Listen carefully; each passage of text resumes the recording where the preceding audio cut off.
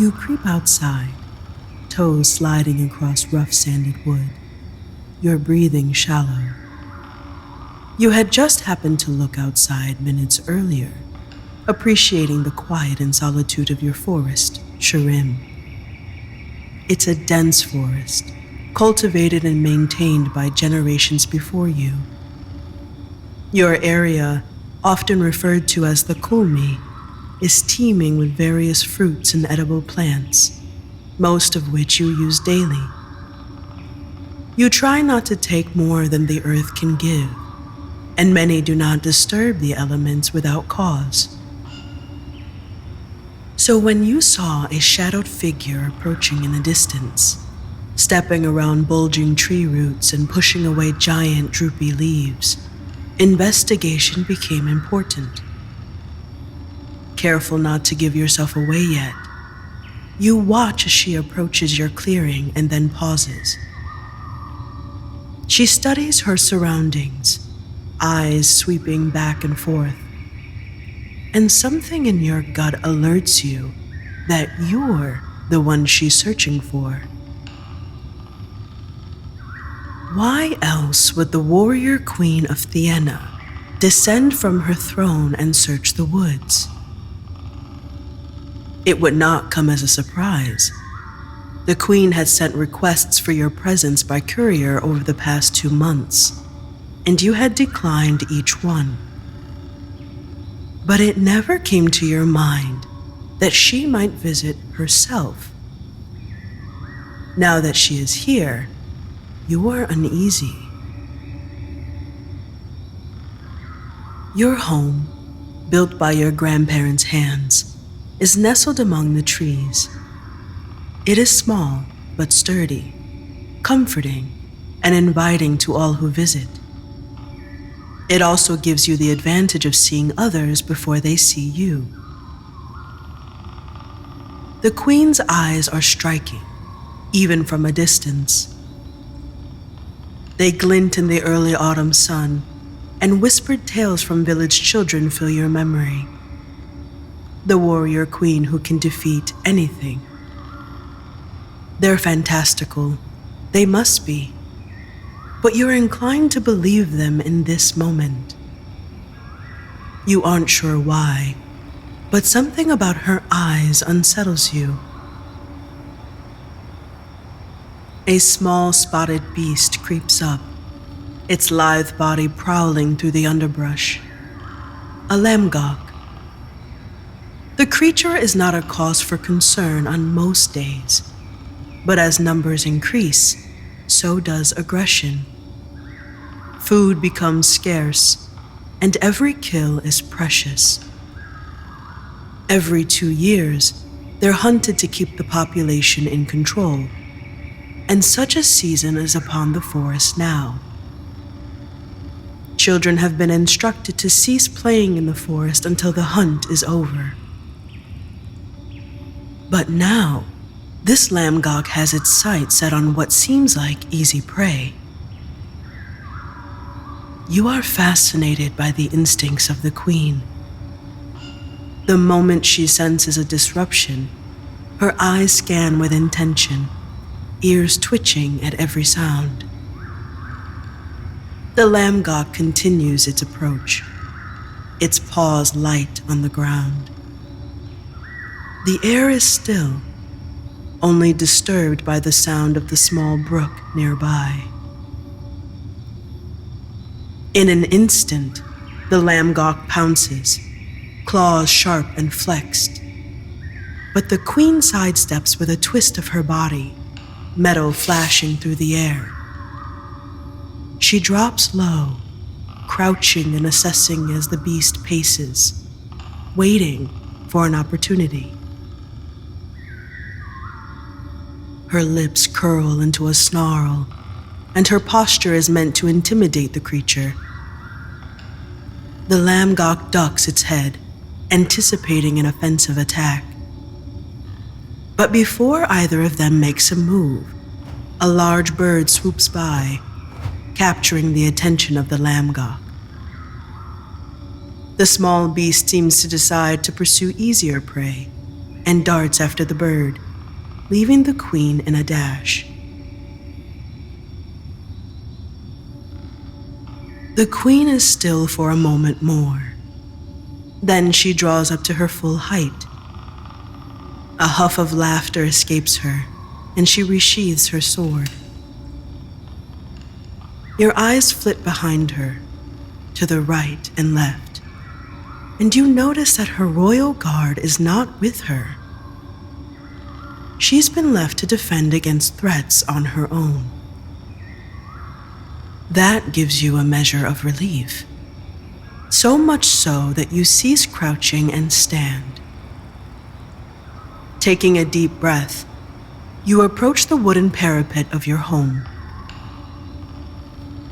Your voice is steady as you announce that the forest floor is not the safest place for humans as of now. The queen's eyes find yours, and your heart stutters. Even across significant distance, her attention urges you to back away. The one human perceived as the most powerful in all known territories is standing below, seeking an audience with you. Her tone is dry as she responds that she's noticed. She adds that she's thankful that she's fought bigger beasts where she comes from. You cross your arms as her arrogance strikes a sour note within you. Why has she graced the Kulmi? Your tone lacks reverence, and the queen raises an eyebrow at the scorn. Yet, she answers with clarity. She needs a doctor. Your answer is swift. Your people, the Weltons, don't have any desire to help the royal court of Thiena. Other doctors can attend to them. Offhandedly, you suggest that she check with someone at the border. Their allegiance may still lean toward the royals.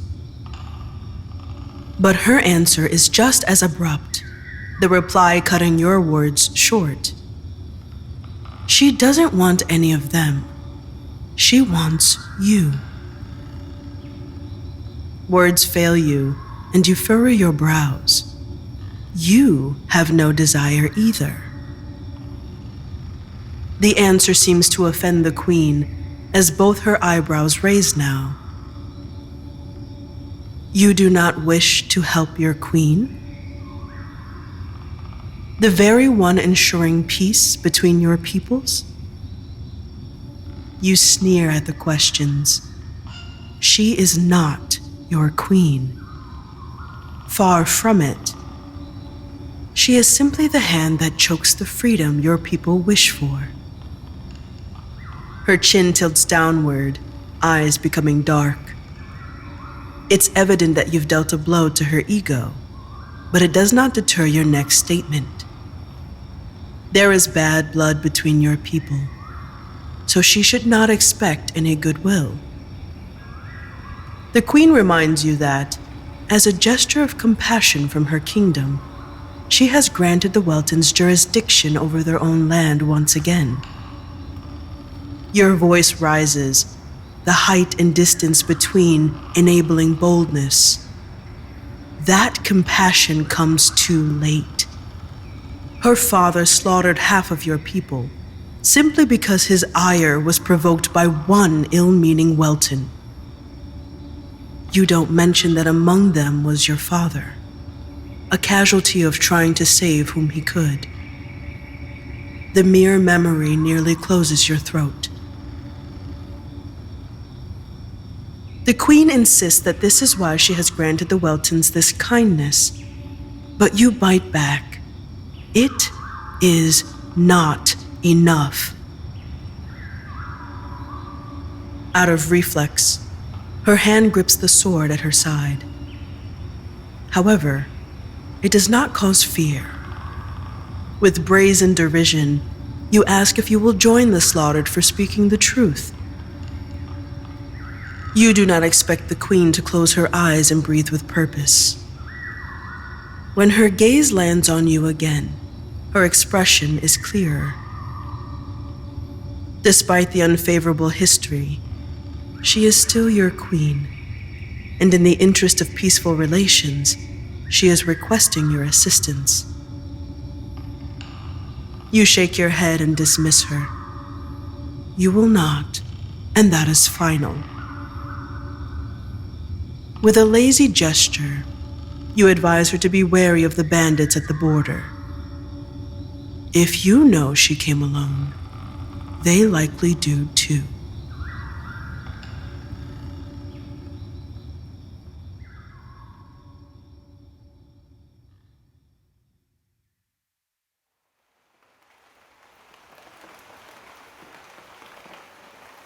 Rain drizzles onto the thatched roof of your home, the rhythmic sound being your music for the night. You lie on your belly, poring over the healing books your father left behind. Once known as the greatest healer among your people, Chizu had been thorough in his research and study, and you aim to carry on that legacy. Those in the region of Lindie, where most Weltons resided, know of you, some personally. When a Welton dissident disrespected the King of Thiena, the consequences became tragic for your people. Chizu had done his best to aid those fighting back, traveling to the village personally, bringing his best medicines. But it had put him in harm's way, and eventually it befell him. You'd learned of your loss only days later, with some bringing their maimed to your doorstep. You'd helped whom you could, and comforted those whom you couldn't. On your admonition, the Council of the Weltons moved to calm the people, encouraging them to retreat and conceal themselves. Most listened, fearing more bloodshed. The few that did not suffered the loss of their lives. When the massacres stopped, you continued for days after, bandaging wounds, tending to limbs and eyes and hearts. Only when the last person had been bandaged did you mourn your Babit. 4 years later, your heart is still heavy from the loss. Your Babit was the only family you held close, not knowing your mother except through stories told by firelight. Now, it is just you. News of the king's murder filtered through the villages, and in due course, came to you by means of your errand boy, Ronan. It pacified your rage, only just, and sparked your curiosity. Someone had finally done it, but the mystery of who preceded the joy felt by all. Whispers of who it might have been circled and dispersed. Many were concerned about the individual, wanting to both praise and hide them from the Queen's wrath. Strangely, however, there had been no inquisition from the royal court. The Weltons braced for further turmoil and carnage, as had various other peoples, but it never arrived. Rumors spread that the murderer had already been caught, but you still believe no such thing. The royal court would have executed them publicly and paraded their head to induce fear in others. They'd done it once. You see no reason why they wouldn't do it again. So you'd taken the small consolation that the brutal king was no more and dispelled the rest from your mind. It is time for your people to heal and recover, and your role in that may be vital. The council greatly respects you, as they did your father, and you want to aid in the further separation of the Weltons and Thienians. Thienians are an aggressive people, raised to be warriors from a young age. In contrast, by both nature and nurture, your people are healers and learners of medicine. The two groups are best divided. In the meantime, you prepare for any threats to the fragile peace you now have. And you desperately hope that your earlier dismissal of the Queen will not have dire consequences down the line.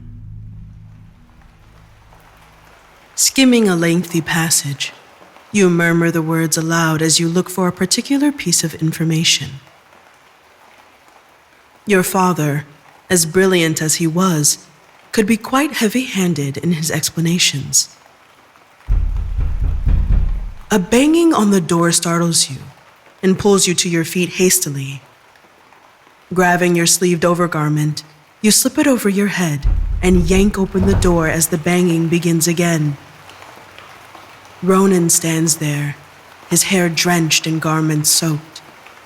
His eyes are wide and spooked as he says he needs your help right now. He's holding on to a person, hoisting them up as much as he can. But the rain makes it nearly impossible to keep a tight grip. Your breath catches when you catch sight of who it is. You usher them inside, grabbing the other side of her and guiding them to the chair between your bed and study table. Water is not the only liquid drenching her, and with some disgust, you notice that both you and Ronan are now covered in blood. You ask what's happened, trying to shake the tremble in your voice. Ronan opens his mouth to speak, but the Queen is faster with the answer, her muttering still loud enough to understand. An ambush. Her eyes remain closed, and the rich tone of her skin, highlighted by the sun earlier, has paled. You look to Ronan for confirmation of the event, and he nods. He adds that there were a few Weltons involved as well, and your stomach plummets. His eyes tell you what you already know. If the Queen dies by a Welton's hands, the royal court will retaliate, and war will be declared. A war that your people are not prepared for. She's slumped now, and her breathing is labored, but you begin stripping her down to her underclothes. Her armor is light and nondescript, the official coat of arms nowhere to be found, likely to keep herself unidentified. It hadn't worked as well as she'd wanted. Or maybe it had. Attacking any royal was a death sentence, but none more than the Queen of Thiena. The men must have thought she was just a rich traveler. You can't help but wonder, why had she come alone in the first place? You assess her body thoroughly, finding a head wound near her hairline. It's shallow, but head wounds always bled more than necessary. The gash across her chest is where most of the bleeding is coming from, cut clear in between her breasts. Ronan averts his eyes as you tend to it. You grab a medium-sized clay jar filled with water you've distilled, dipping a rag in it. You address your other concern. Had Ronan been followed? Ronan stills as he stares at you, horror shining in his eyes. No one would have followed, because no one had been left alive. Your hands stop moving for a moment, and your head turns back to the Queen. 8 adult men killed by one woman. Ronan is in disbelief, and so are you. It sends a chill down your spine, and a tremor runs through your hands. You collect yourself and begin to irrigate the deep wound. The cool water wakes her, and she grunts her discomfort. You glance up, spooked by seeing her eyes on you in return. They were already intimidating with distance, but now that they are so close, you try not to shrink under the weight of her gaze. She doesn't speak, but watches you continue to clean her wound. You ask Ronan for details, partly to distract yourself from the Queen's nearness. They'd seen her pass through the main village, figuring it was merely a woman of wealth. She'd been cloaked well enough that they didn't recognize her face as the queen's. They planned the ambush for when she returned. Ronan suspects that if they'd known it was the queen, they wouldn't have tried. But you counter the logic. They must have recognized her at some point and still decided to fight. Ronan agrees, calling the men fools, dead fools. The town's innkeeper saw the brutal fight and dispatched Ronan to bring her to you. Ronan continues to explain what the innkeeper saw as you grab the tools you'll need to suture the large wound. You apply a numbing balm, your fingers dipping deeper into the gash on accident. The queen grunts again, and you peer into the widened flesh. It is not normal. By the depth of the gash, any other person would have lost consciousness from pain alone, never mind the amount of blood seeping out. You decide that 2 sets of sutures are best, one inner and one outer. You work quickly, ignoring the groans of discomfort above you.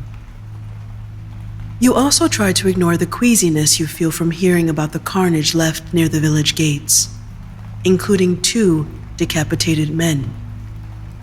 Glancing at the garments you've shoved aside, you realize the iron you've been smelling is not just from your guest. You finish the crude but effective sutures and rise. The sudden urge to rid your space of the stench of blood is strong. Your hand moves to unstrap the sword at the queen's hip, watching for any protest from her. But when you receive none, you make quick work of the leather buckle and remove it. It's heavier than you expect, and almost drops from your hands as you shove it at Ronan. You instruct him to go clean the sword and leather sheath in the river outside. Ever loyal, Ronan doesn't argue, leaving at once. You catch sight of a jagged strip of flesh stuck near the handle as he disappears, and swallow back your revulsion. When you turn back to the queen, you see her eyes are closed again. Blowing out a breath, you move toward an old wooden chest of your father's and retrieve a long white linen shirt. Returning to her, you remove any lingering items from her body with care and pull the shirt over her head, wrestling her dense arms through the sleeves. Eyeing her, you decide it's best to wait for Ronan to transfer her to the bed.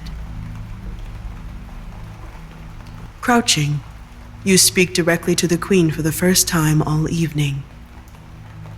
She'll sleep here for the night. Her tired eyes crack open and find yours, but she doesn't respond. A thought rushes in as you stare up at her. You're in a rare position. You could kill the queen right now. No one but Ronan would know. And you know he wouldn't betray you. He knows what's at stake. He'd take it upon himself to help hide the body. At long last, the personal fire of fury inside your heart could be quelled. But as you both watch each other, something halts you. You won't do it. Not tonight.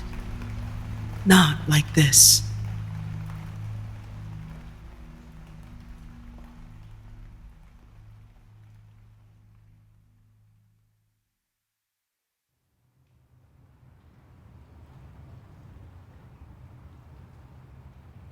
The quiet of the morning is calming. Dawn touches the tree lawn beyond your home, but light is obscured by gray clouds above. Rain still drizzles, forcing you to work inside for the time being. The queen's garments are heavy, betraying their expensive quality, and you use a thick needle to mend the torn fabric. You glance up at the sleeping royal in your bed. At some point during the night, She'd shirked the linen top you'd given her, and now it lay on the floor between you. You haven't bothered to move it.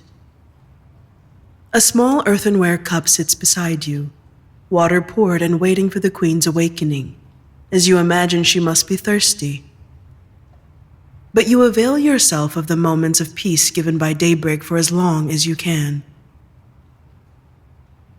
The needle pricks your thumb, and you hiss, careful not to make noise beyond that. You suck the blood that wells, breathing out heavily, then continue patching the garment. When it happens again, you grit your teeth and stick the wounded finger in your mouth again. A gruff voice tells you to be careful. Your eyes move up to the Queen in alarm and see her staring back as she now faces you on the bed. Her body is languid, as if she weren't almost mortally wounded the night before. A smirk touches her lips as she says she'd hate for her nurse to be maimed. You flatten your expression. She's taunting you. Refusing to be baited, you rise and bring her the cup of water without responding. Thrusting it in her face, you instruct her to drink, and she takes it from you. She sits up with her other arm, wincing in pain from the movement stretching the skin of her chest. The Queen drinks the water in one long pull, her eyes never leaving yours, then hands the cup back to you. You place the cup back on your study table and resume your work, aiming to disregard the movements only feet in front of you. The Queen is stretching her arms and back, groaning with each twist and turn. You repeat her warning back to her. She should be careful with her wound. You hear cracking sounds and look up to see her pulling on her neck and chin. Your eyes drop to the bandage binding her chest, bewildered at someone moving so fluidly when they should be negotiating with death itself. You warn her again, and she puts a hand to her chest, shifting in discomfort, calming her movements. Her eyes scrutinize your home then, sweeping back and forth. Clearing the hoarseness from her throat, she asks where her sword is. You point to a corner spot near the entrance. The metal is gleaming, no longer sullied by blood and flesh, and the tip digs into the soft wood of your floor. She nods, satisfied at having located it. Then she asks about the boy who helped her last night. You give his name, Ronan, and she asks how she can find him. Your brows draw downward as you ask why she wants to find him, defensiveness lighting within you.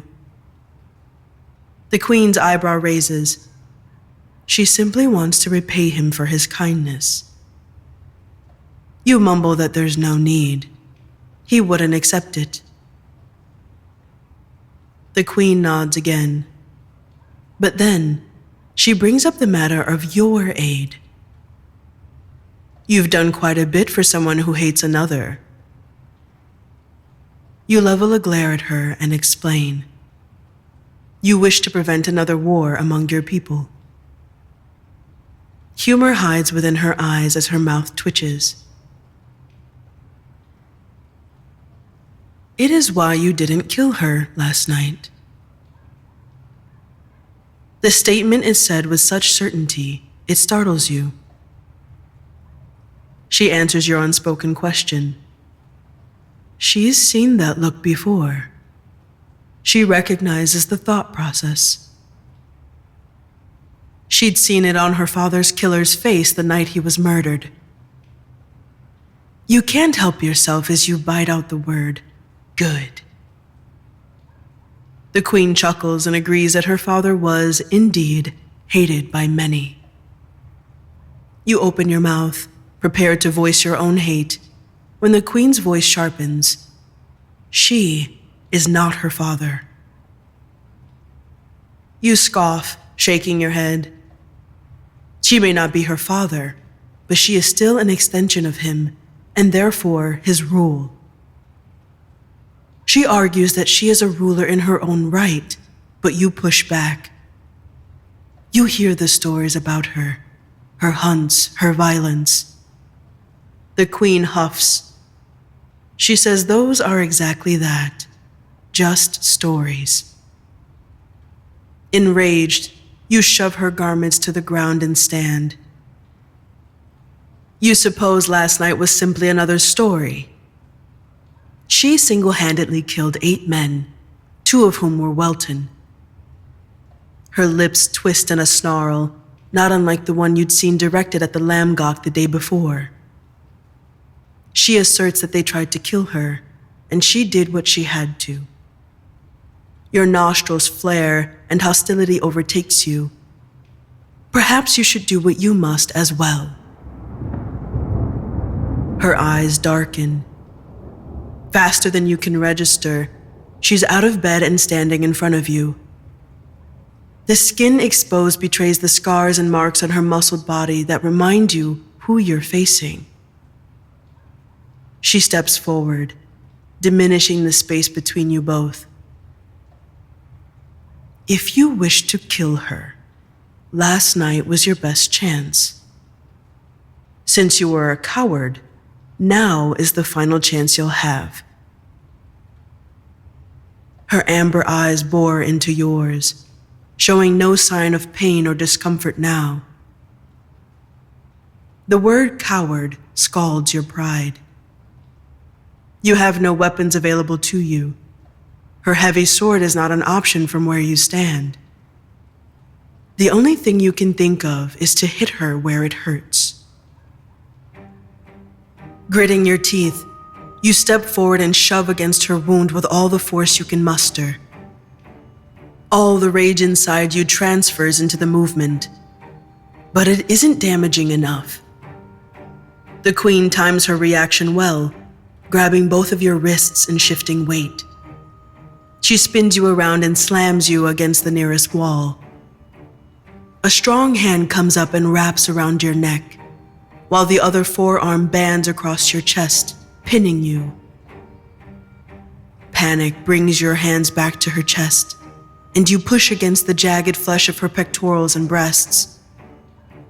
Those amber eyes blaze, and the hand around your neck squeezes tighter. You drag in a breath and realize she's exercising restraint. She could kill you now, if she so pleased. Her jaw clenches rhythmically, and she hisses that your anger is misplaced. With a final squeeze, she releases you, stepping back. As is hers, she admits in a low tone. Pain reappears on her face as she places a hand across the wound and closes her eyes. You don't move from the wall, chest heaving with your breathing.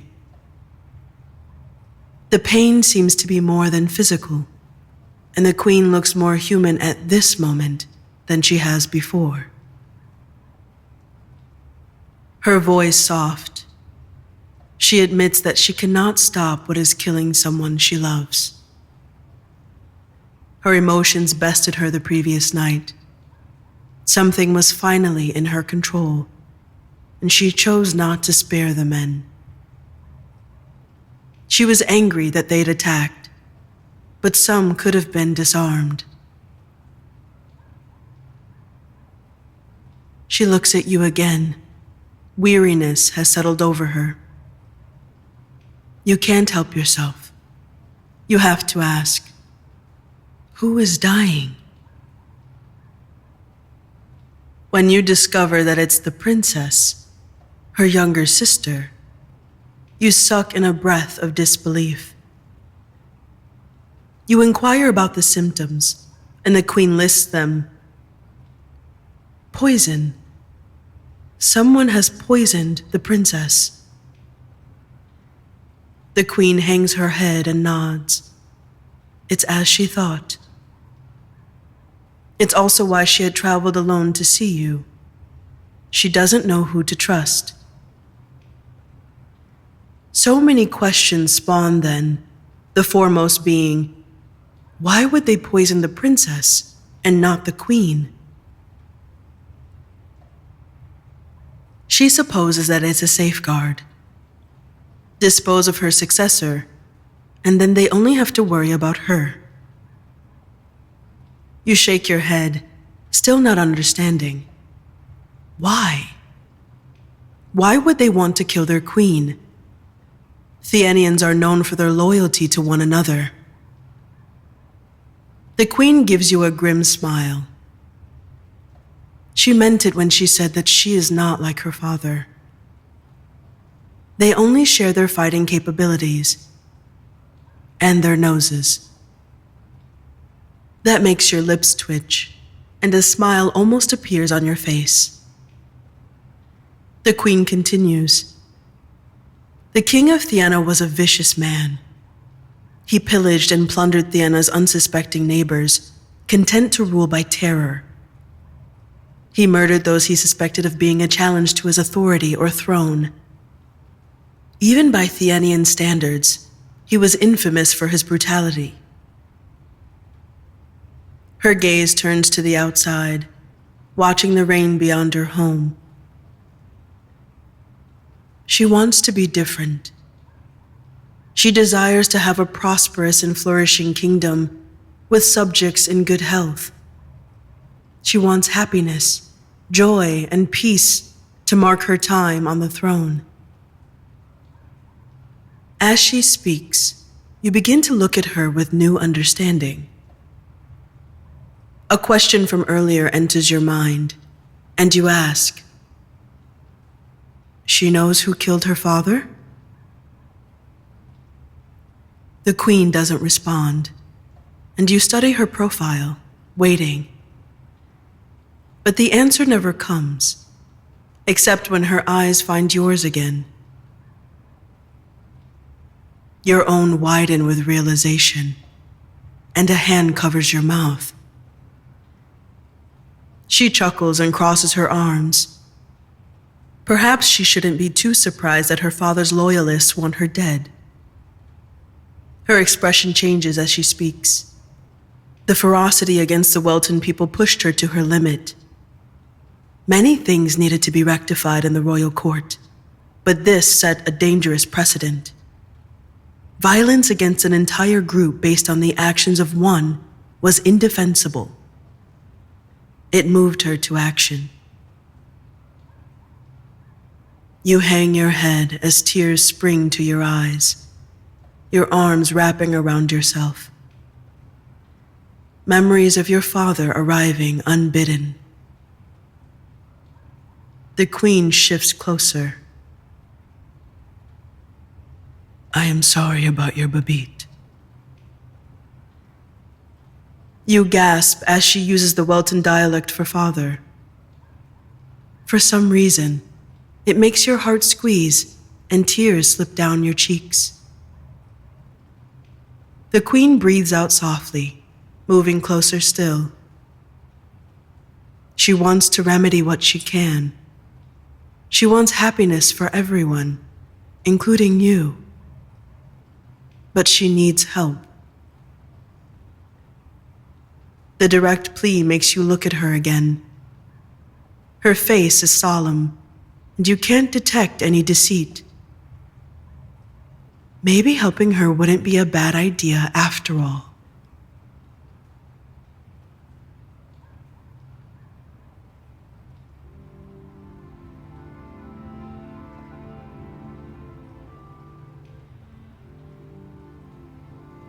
Sable. The queen insists you now use her name, and you repeat it back to her, testing it out on your tongue. You give yours in return, Hayel, and she does the same. She wishes to dress and continue her journey, but you would like to watch for any signs of infection. You explain just how severe her injury is, and Sable understands. She isn't pleased, but you're happy not to argue. You ask if her sister will be safe until she can return. Sable nods. The princess has been hidden well in the queen's absence. Her body may be weak, but her spirit is strong. Sable is sure of her sister's survival. You catch her face as she speaks of her sister fondly, then look away. The queen is not very shy about her nakedness as she gives herself a small cloth bath. So it is upon your shoulders to give her privacy. Except your gaze keeps drifting to her form. Not for how appealing she is to the eye, though she is very, but for how much her body reveals history. She moves as though she has never been touched by another, despite the scars, marks, and blemishes that tell a contrasting story. Even the wound slashed across her chest puzzles you beyond measure. She should be dead. Sable clutches at her wound again, wincing in pain. She asks if you have anything else to alleviate the discomfort she feels. You've already given her numbing balm, a few times, in fact, but her body seems to absorb it too rapidly. You haven't seen that before. There is an alternate remedy, but you are unsure if she'll find the side effects worth it. A dark eyebrow raises as she prompts you to explain. What is it, and what are the side effects? Placing your leather-bound book down on the table, you kneel and reach under your bed for a small storage chest. It holds rarely found herbs, salves that are difficult to recreate, and precious notes from your father. Nestled among the items is a blown glass jar, filled with iridescent opaque liquid. You lift it to where she has sat on the bed, holding it up for her as she binds her own chest again. You tell her the name in the Welton dialect, then translate. Healer's Hand. It's a mixture your father concocted many years before. You cannot be sure of everything in it, but you have managed to ascertain a few of the ingredients. Sable takes it from you, squinting at the liquid. She asks if you have tried it on others. You shake your head. Your father has, though. A few men have used it over the years, but only those seriously injured. It heals wounds quickly and dulls most, if not all, pain in the body. But you look up. It also acts as a drug. No one had hallucinations, but each man who took it was varying degrees of giddy. Sable smirks at your word choice. You close the chest and sit on the bed. Giddy doesn't encapsulate everything, but it's the best word you can come up with. Lowered defenses, happier dispositions, and exaggerated traits of that individual. Each man exhibited the symptoms. Sable frowns at the last one. She asks if one's aggressiveness could be greatly heightened. You shake your head. Something in the mixture seemed to only heighten the positive traits in a person. After a moment of consideration, Sable asks if you've tried it. However, you've never had any reason to. She lifts the cork to open the jar, wafting the smell toward her nose. It's fragrant and smells of earthly flowers, something she seems to enjoy because she breathes in a deep lung full of it. Sable peers at you, asking if these are the types of salves and creams that convince others that Weltons are magicians. You purse your lips. People have long thought that Weltons hide some sort of magic, Other nations have journeyed from afar to receive treatment, believing there is some sort of power here. You've tried to explain that these things are merely remedies discovered through trial and error, but they don't understand. So, they call it magic. Sable's mouth tips.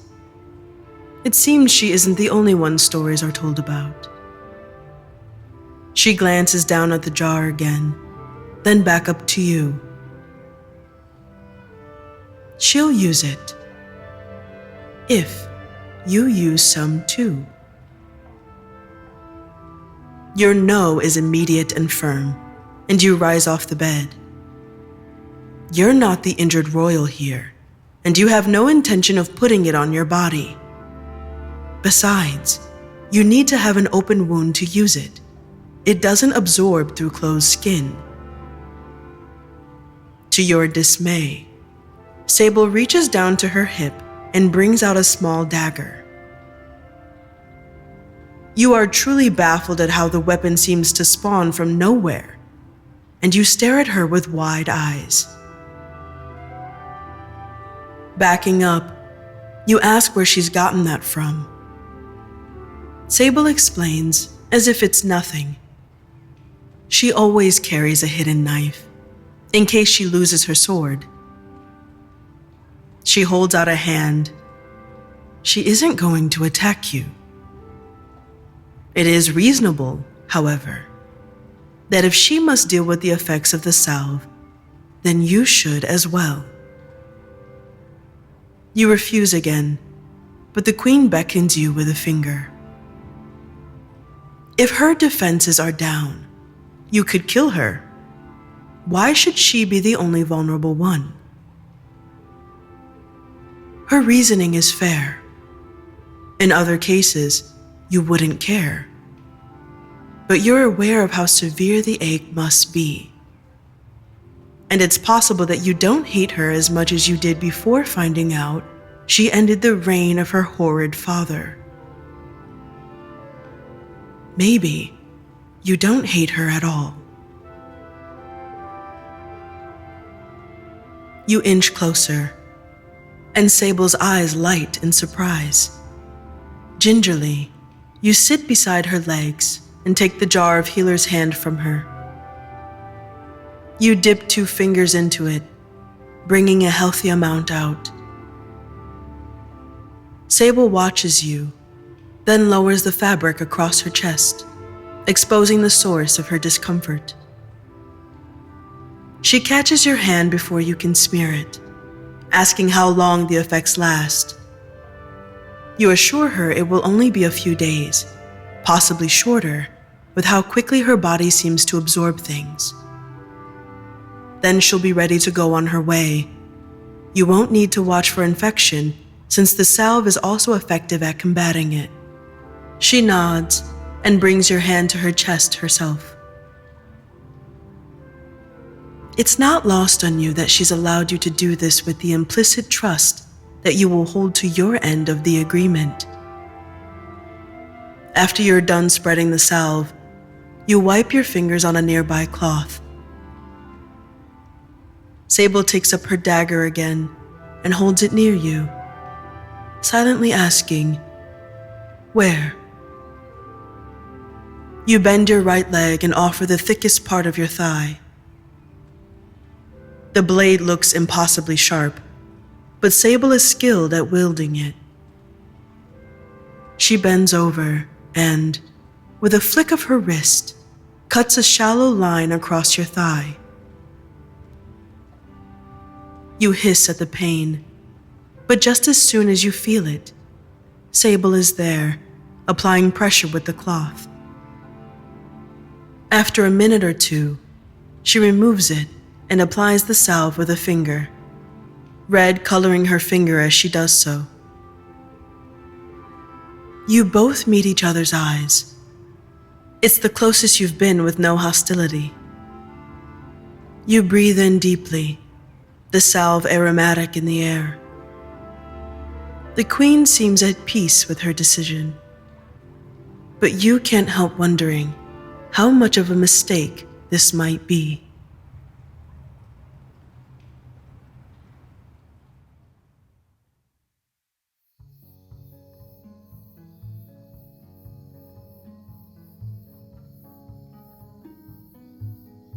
The chill of the damp weather is getting to you. You're sleeping on the floor, same as you did the previous night, but you shiver harder tonight. The moisture in the air has affected the endurance of the fire. You curl in tighter, bringing your knees closer to your stomach.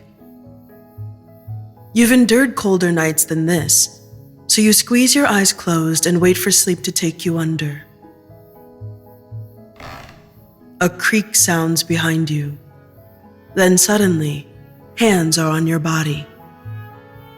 You yelp in surprise, but it's only Sable lifting you. She shushes you as she gathers you to her chest, arms hooked under your knees and around your back. Amongst the scattered moonlight, you can make out her sleepy features as she walks back to the bed. You protest, since the bed is too small to share. But she only whispers, "Hush, little healer."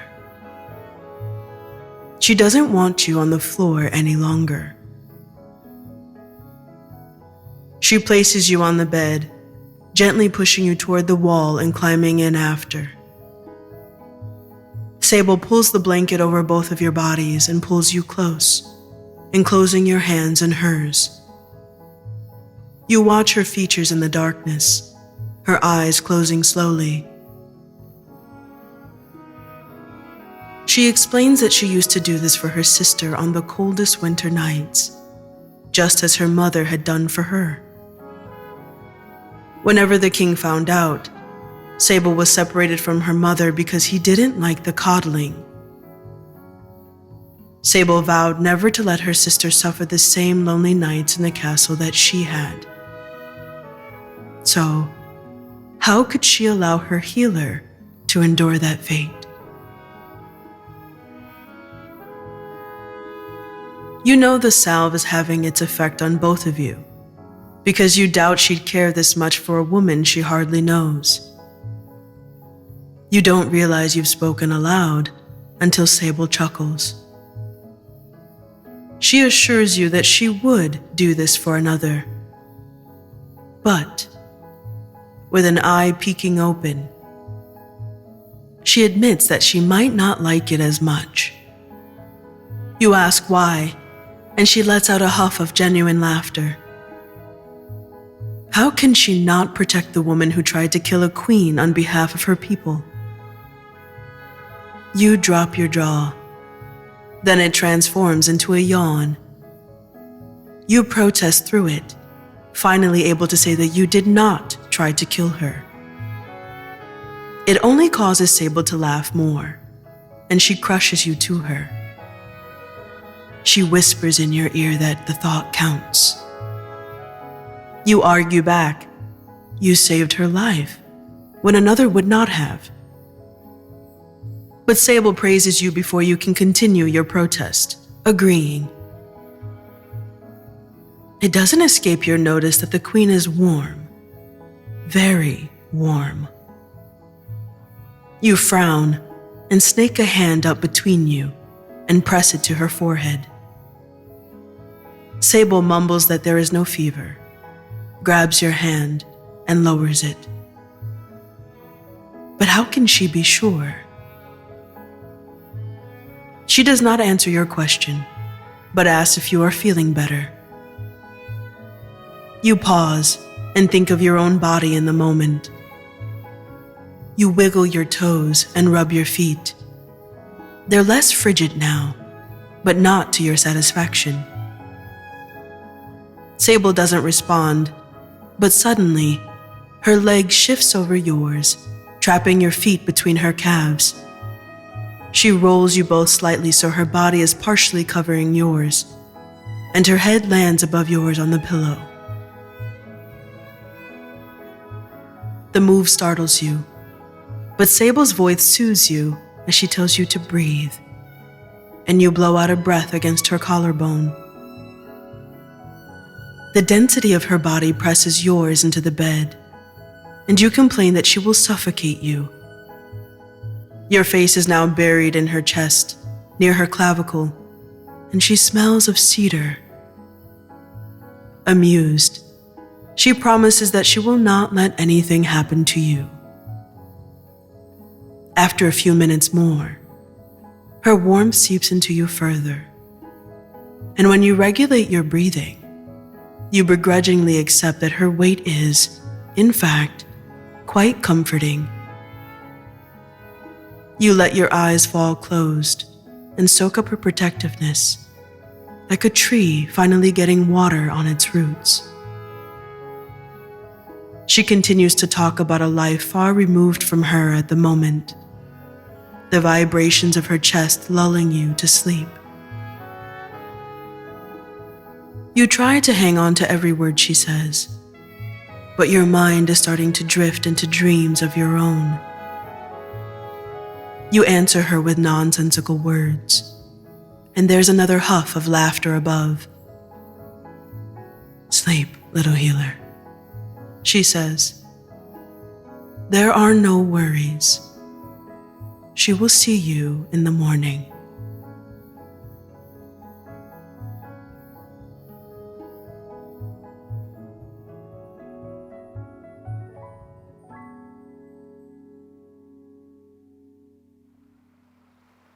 You tip your head in confusion as Sable's eyes survey the surrounding forest. Even with Healer's hand, her defenses haven't lowered completely. You've tried to assure her that Lamgok are asleep at high noon. It's the safest part of the day during this season. But it doesn't sway her from ensuring your safety. You suppose a queen's work is never done. A smirk plays on her lips, and she casts a glance your way. Sunlight filters through the canopy of trees above, causing the river in front of you to shimmer. The sound of birds singing bounces through the culmi, creatures content that the rain has stopped. You can smell the liker trees along the river, and the path slips in like silt. Your father grinding down liker nuts, joy in his eyes as you both sat by a dancing fire. You drift toward a smaller tree, taking a few nuts. It separates from its husk with ease, and you eat one, delighted at its ripeness so early on in the season. Sable asks what they are, her voice close to your ear. You jump, not having heard her approach, and drop a few of the nuts. You clutch your chest and take a deep breath as Sable asks again. She bends to retrieve one from the ground, holding it close to inspect it. You tell her to try one, and her eyes switch from the nut to your face. You recognize the apprehension and smile, amused at her wariness. It is not poisonous. You are not trying to kill the Queen of Thiena. An eyebrow raises, but Sable removes the husk and slowly places it into her mouth. She bites down and, immediately, her face relaxes. Your smile widens as you eat another one yourself. They taste of autumn and honeyed wood. Sable murmurs that the words are quite poetic and asks what other talents you have besides nurse, seamstress, and poet. You laugh, feeling a sense of ease in her presence now. A large butterfly flutters close and unexpectedly finds its perch on Sable's shoulder. She looks down at it, and muted joy brightens her countenance. She holds out a finger in invitation. You're surprised when the butterfly crawls onto the digit, and Sable brings it closer to her face. She hasn't seen a butterfly since she was a child, and never this close. The wings are a radiant gold and violet, catching the single ray of sunlight that stripes across them. Though the butterfly is interesting, Your attention is drawn to the woman watching it. By the curiosity on her face, you're witnessing Sable discover something new. And it's beautiful. The butterfly decides it has rested enough and resumes its flight, and Sable watches it go, a look of longing hidden on her face. You wonder at it, but say nothing. Instead, you move toward the river to dip a foot in. The water is higher after the rain and as cool as it moves over your skin. You shiver as you lower yourself into the river, soaking your underclothes. Sable remains near the liker tree, eating more nuts. It's as if she's waiting for the butterfly to return. You watch and wait patiently, something about the moment bittersweet. How often does the warrior queen experience simple pleasures? Cupping your hands together, you gather water and bring it over your head, drenching your curls. It's refreshing, but you breathe out a sigh. For some sudden reason, you find Sable's absence at your side unacceptable. You call out to her, and she turns toward you. You crook a finger, telling her to come ensure there are no perils in the river. She gives a faint, wry smile, adding comedian to your talent list. But she does as you ask and joins you in the water, sinking into it, settling on the rock bed beneath.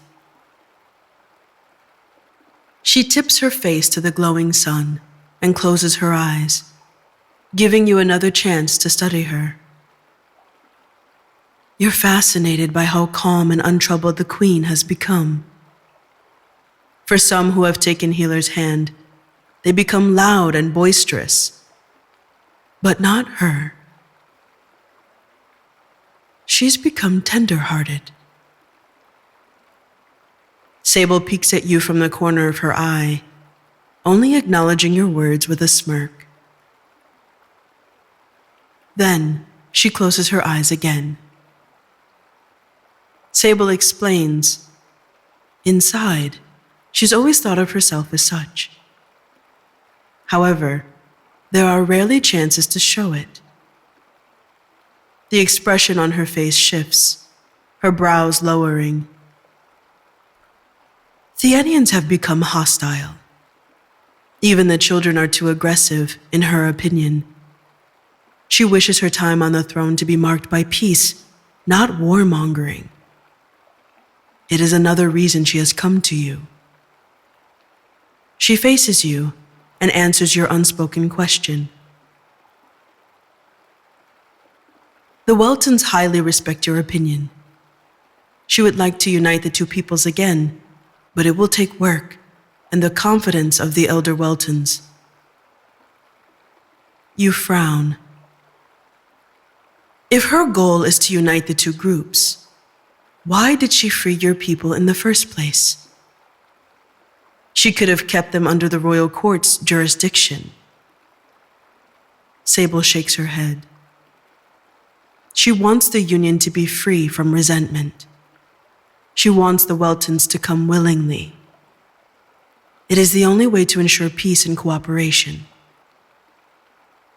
The Weltons have made advancement in medicine and science that the people of Thiena have yet to make. Also, your people practice peace. It would help to resolve some of the aggression in the land and teach her subjects tolerance. You cross your arms and give Sable a look. What is the benefit to your people? But Sable answers swiftly in one word. Protection.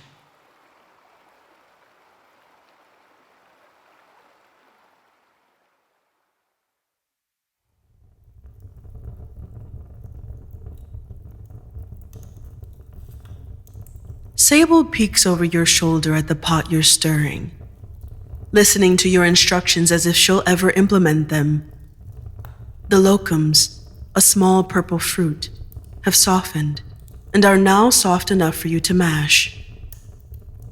Ronan delivers foodstuffs to you from the main square at times, and you're thankful for his suppliance of bread. You ask the queen if she'll deign to cut the bread for once, and you receive a quiet exhale of amusement in return. She then shakes her head. There is no need to cut the bread. While it is hearty, for Sable, it tears with ease.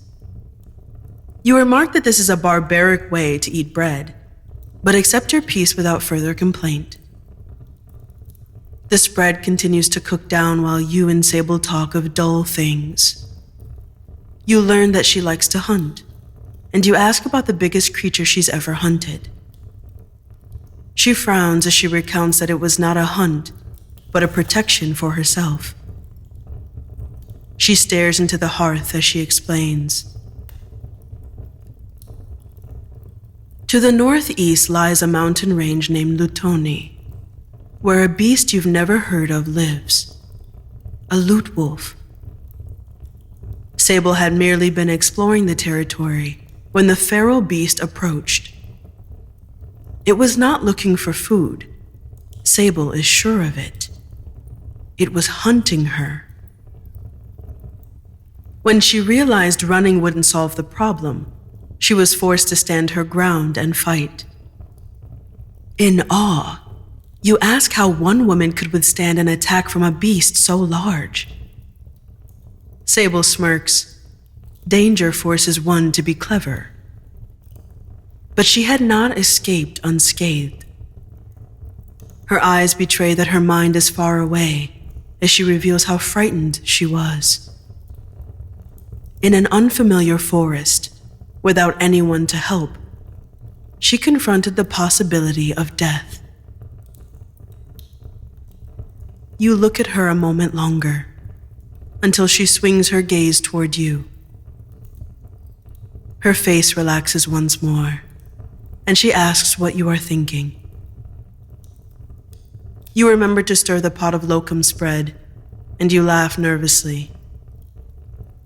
So the children are not lying. And her comment mere days ago was not arrogance. She smiles and shakes her head, admitting it was arrogance meant to captivate. Her obvious conceit is suddenly charming to you now, and you try not to dwell on it. But the louder part of you refuses to listen, scooting you closer to the self-satisfied queen. You request that she tell you more hunting stories. She promises to do so, only when you serve her the spread. You smile and remove the pot from the flame, advising her to let it cool a bit first. An odd thought occurs to you, so you ask. If Sable could defeat such a large beast, how did 8 men inflict such a life-threatening blow? Sable's expression darkens. She hadn't withdrawn her sword, aiming to extend mercy first. She'd warned that if they continued, it would be their final hour on Earth. They did not heed the warning. One struck first, and that was the last they touched her. Blinded by fury, she attacked. You think, and your eyes widen as it dawns on you that she'd fought 8 men with the gash across her chest. You want to speak to her about it, but Sable's face lightens. She does not want to talk further about the matter. She grabs the pot and her piece of bread, even as you warn that it's still too hot. Dipping the bread, she takes a bite, cheeks filling. It's an amusing sight, and you hide a smile behind your hand. Sable spots it anyway. Her eyes narrow as she chews. When she finally swallows, she leans forward into your space. She's so close that you lean back and scowl at her nearness. She's unhappy with how much you tease her. So she asks, "What have you become under the healer's hand?" The question is startling, and you scoff. But she waits for an answer, and you fail to provide one, mouth opening and closing. You stop because you feel like a fish washed ashore, and go back to scowling. It hasn't escaped her notice. You like being close to her. You've been anchored to her hip since you both applied the salve. Wherever she is, you're not far behind. You contend that it was Sable who pulled you into bed with her. But when she asks about last night, you fall silent and feel your cheeks redden. You are accustomed to solitary living, choosing to keep your own company. It isn't how other Weltons live, but the difference doesn't bother you. But the healer's hand salve has exposed a need in you. You wish to be near someone. Not just anyone, but a Thienian. Sable surprises you with a loud laugh and leans forward to yank you toward her. She pulls you between her legs, your back to her chest. Instinctively, you struggle, but her strong arms put a stop to it quickly. She shoves your bread into your hand and grabs the pot, making it impossible to go anywhere. When she instructs you to eat, you sigh and dip your bread into the spread. Sullenly, you complain about your confinement, but Sable ignores you and grabs her own bread. You take a bite when she does, and you both fall into untroubled silence. Sable is done much faster than you, and her chin finds your shoulder. She breathes out loudly, and it sounds like contentment. Still, you apologize that you cannot offer more than what you've made. You're sure she receives better in the royal castle. Sable chuckles and assures you she is content. She may not have the food she is familiar with, but here, she has peace. She spots a book you've been reading on the floor, only a few inches away. She points and asks about it. You tell her it was your father's, one of many books he'd created to keep record of his remedies, their potency, and their efficacy. As you take your last bite, Sable encourages you to bring it over and look together. You do, settling back against her, less apprehensive than the first time. You open to where you've stopped and begin explaining what you are reading. Sable listens attentively, sprinkling in words of genuine praise and admiration. She speaks of your father's brilliance, and your heart swells with pride. It's with the oddest sense of relief that you talk about medicine, and you sop up every bit of attention you receive from the Queen. When you bring up the potency of Healer's hand at different doses, Sable connects the dots of why she feels the effects stronger than you do. Her mind drifts to how that could affect the people in her kingdom. If Healer's hand could be ingested, perhaps it could have a positive effect on Thienians, their mentality and their physicality. You admit that it is worth thinking about. Sable points to how well you two are getting along, and you smile at the light teasing in her voice. You turn your head to watch Sable as she speaks. A pang of guilt lances through you at how harshly you judged her. Passion for her people is evident. A seed of belief in her ability to achieve her desires plants itself in your mind. You think of a new era of prosperity and health, something your father worked his whole life for. She begins telling you of the surrounding nations she wants to ally herself with. If she can do as she proposes, she would be regarded as one of the best rulers in your hemisphere.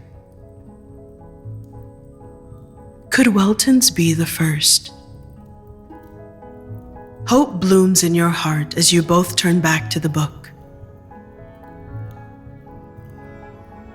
After a time, you feel the weight on your shoulder grow heavier, and you realize Sable has gone quiet. You pause your reading and hear light snoring.